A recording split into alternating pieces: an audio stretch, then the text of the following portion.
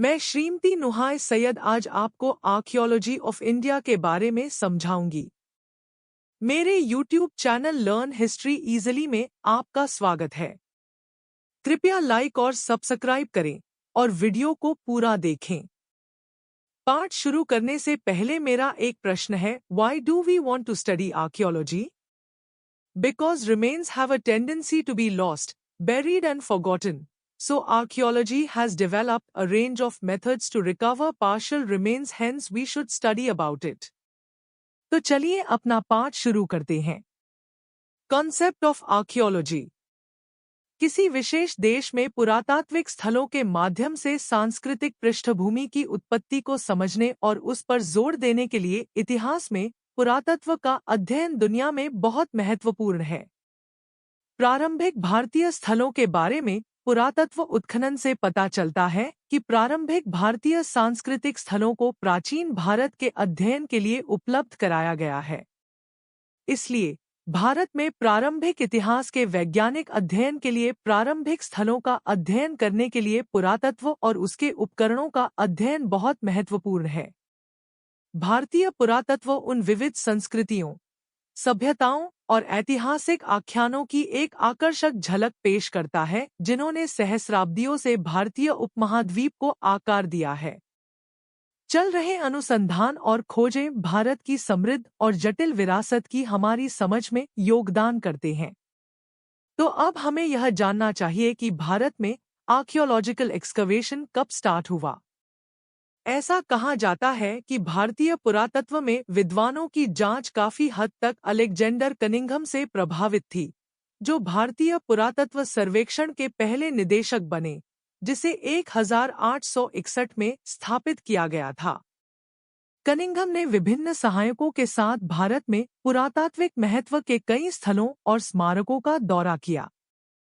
इसके साथ ही हम भारत में कई पुरातात्विक स्थलों का अनुसरण करते हैं, जिनका हम यहाँ अध्ययन करेंगे, जो भारतीय इतिहास को जानने के लिए बहुत महत्वपूर्ण है। Follows with it we have many archaeological sites in India that we will study here, which is very important to know Indian history. एक प्रीहिस्टोरिक पीरियड। भारत में पुरापाषाण युग से पहले के मानव निवास के साक्ष्य हैं। 1863 में तमिलनाडु के पल्लावरम में रॉबर्ट ब्रूसफुट द्वारा पहले पत्थर के उपकरण की खोज भारतीय प्रागैतिहासिक का प्रारंभिक बिंदु थी, जिसमें मध्य प्रदेश में भीमबेटका जैसे स्थलों पर शैल आश्रय और गुफाएं दिखाई देती हैं। चित्रों। मेसोलिथिक काल में माइक्रोलिथिक उपकरणों का विकास और शिकारी संग्रहकर्ता समुदायों का उदय हुआ। महत्वपूर्ण स्थलों में वर्तमान पाकिस्तान में मेहरगढ़ शामिल है, जो प्रारंभिक कृषि पद्धतियों के बारे में जानकारी प्रदान करता है। 2 Indus valley civilisation, Harappan civilisation. Sindhu घाटी सभ्यता वर्तमान पाकिस्तान और उत्तर पश्चिम भारत में लगभग 2600 ईसा पूर्व से 1900 ईसा पूर्व तक फली फूली।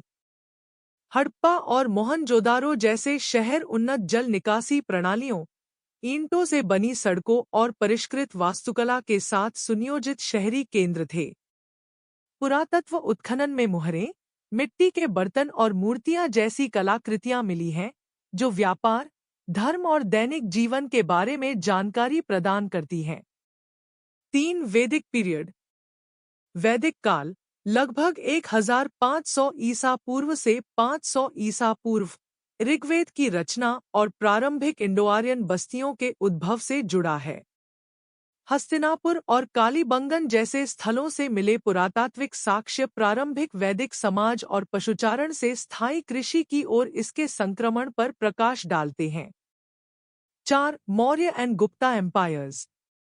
मौर्य साम्राज्य लगभग 322 ईपू से 185 ईपू और गुप्त साम्राज्य लगभग 320 ईपू से 550 ईपू को भारतीय इतिहास का स्वर्णिम काल माना जाता है। मौर्य सम्राट अशोक ने पूरे उपमहाद्वीप में शिलालेख और स्तंभ छोड़े, जिससे बहुमूल्य ऐतिहासिक और पुरातात्विक डेटा प्राप्त हुआ। देवगढ़ के प्रतिष्ठित मंदिर सहित गुप्त कला और वास्तुकला, संस्कृति, व्यापार और धार्मिक संरक्षण के उत्कर्ष को दर्शाती है। 5. बौद्ध और जैन स्मारक।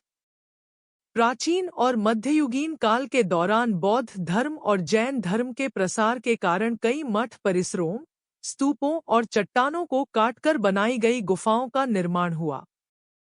सांची, अजंता और एलोरा जैसी साइटें बौद्ध और जैन विषयों को दर्शाती उत्कृष्ट मूर्तियां और पेंटिंग प्रदर्शित करती हैं। 6. मध्यकाल। भारत में मध्ययुगीन काल में दिल्ली सल्तनत और मुगल साम्राज्य सहित विभिन्न राजवंशों का उत्थान और पतन देखा गया। कुतुब मीनार, ताजमहल और लाल किला जैसे स्थापत्य चमत्कार भारतीय, इस्लामी और फारसी शैलियों के मिश्रण का उदाहरण हैं। 7. Colonial period. यूरोपीय शक्तियों, विशेष रूप से ब्रिटिशों के आगमन से भारत में महत्वपूर्ण पुरातात्विक अन्वेषण और उत्खनन हुआ। औपनिवेशिक काल के दौरान जेम्स प्रिंसेप और अलेक्जेंडर कनिंघम जैसे विद्वानों ने भारतीय पुरातत्व के अध्ययन में महत्वपूर्ण योगदान दिया। 8. Post independence. स्वतंत्रता के बाद भारत की सांस्कृतिक विरासत को संरक्षित करने के लिए भारतीय पुरातत्व सर्वेक्षण (ASI) की स्थापना की गई थी। उत्खनन और अनुसंधान, संरक्षण और सार्वजनिक जागरूकता पर ध्यान देने के साथ भारत की प्राचीन सभ्यताओं में नई अंतर्दृष्टि को उजागर करना जारी रखते हैं।